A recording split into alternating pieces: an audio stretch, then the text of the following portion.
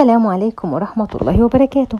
قاعدين بقى كده بالليل وعايزين حاجة حلوة ناكلها وما عندناش حاجة حلوة. تعالوا نشوف ممكن نعمل ايه حاجة حلوة كده وسهلة وسريعة.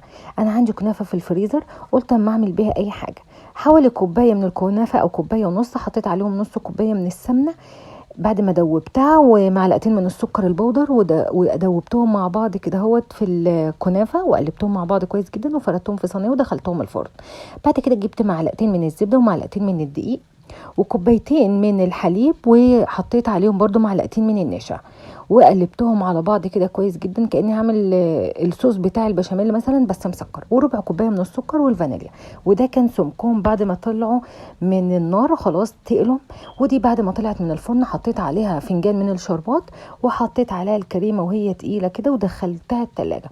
وبعد كده زينتها بقى بالوايت شوكليت، الشوكليت البيضه، وحطيت عليها الشوكليت شيبس. وده كان شكل